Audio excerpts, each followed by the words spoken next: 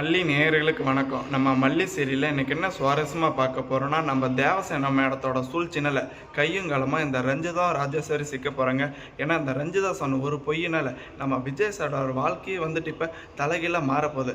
ஆனால் ஒருபோதுமே வந்துட்டு நம்ம தேவசேனா மேடம் இதுக்கு சம்மதிக்க போகிறது கிடையாதுங்க. ஏன்னா ஒரு கட்டத்தில் நம்ம மல்லி வந்துட்டு ரொம்பவே வெளியாக துடிச்சு இருக்காங்க. விஜய் சார் வந்துட்டு எந்த ஒரு தப்புமே பண்ணலை, அதுக்கான பலனும் வந்துருச்சுங்க. ஏன்னா நம்ம தேவசேனா மேடம் இப்போ நம்ம அரவிந்த் சார் மூலிமா இந்த ரஞ்சிதாவுக்கு சரியான ஒரு சிக்கலை வந்துட்டு உண்டாக்க போகிறாங்க.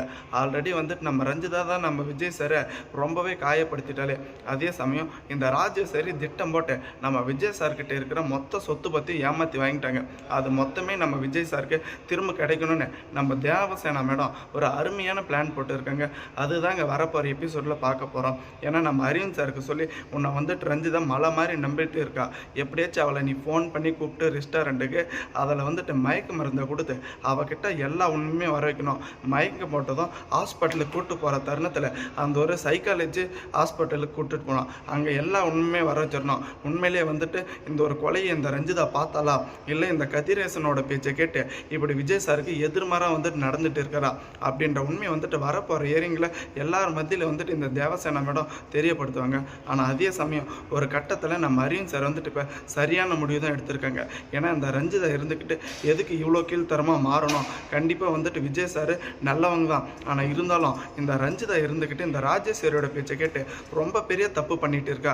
இதில் வந்துட்டு யாருமே சிக்கல் அடையக்கூடாதுன்னு ஒரு நல்ல முடிவு தாங்க வரப்போகிற இயரிங்கில் நம்ம அரவிந்த் சார் எடுக்க போகிறாங்க. ஆனால் இருந்தாலுமே ஒரு கட்டத்தில் இந்த கதிரேசன் ரொம்பவே சந்தோஷமாக இருக்கான்.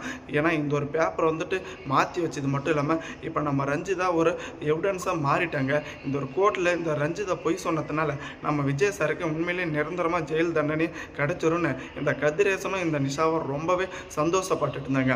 ஆனால் இந்த எல்லா உண்மையுமே வந்துட்டு நம்ம மனோகரங்கிட்ட நம்ம மல்லி தாங்க எடுத்து சொல்ல போகிறாங்க. இப்போ பார்த்தீங்களன்னா நான் ரஞ்சிதா வந்துட்டு இந்த அரவிந்த் சார் கூட்டுட்டு வர போகிறாங்க ரெஸ்டாரண்ட்டுக்கு.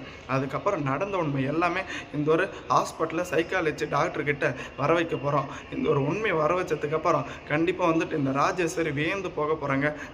ஒரு தப்பு பண்ணிட்டுமே அப்படின்னு. ஆனால் பல நாள் திருட ஒரு நாள் வெளியே வருவான் அப்படின்ற உண்மைக்கு வந்துட்டு உதாரணமாக இருக்கிறது இந்த ராஜேஸ்வரி தாங்க. எப்படியாச்சும் வந்துட்டு தப்பு பண்ணிடலாம், அந்த தப்பையும் மறைச்சிடலாம் நினச்சிட்டு இருக்காங்க.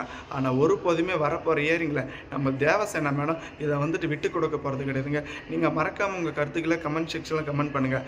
நம்ம மல்லியும் விஜயும் ஒன்று சேரணும். அதே சமயம் இந்த தேவசேனா இந்த ஒரு கோர்ட்டில் வந்துட்டு ஜெயிக்கணுங்க. ஏன்னா நீதி தான் தர்மம் தான் ஜெயிக்கணும் அப்படின்றது மறக்காமல் இந்த ஒரு வீடியோக்கு லைக் பண்ணுங்கள். கண்டிப்பாக இந்த ராஜேஸ்வரி கதிரேசன் ரஞ்சிதா எல்லாருமே கோர்ட்டில் பதில் சொல்லியே தின்னோம்.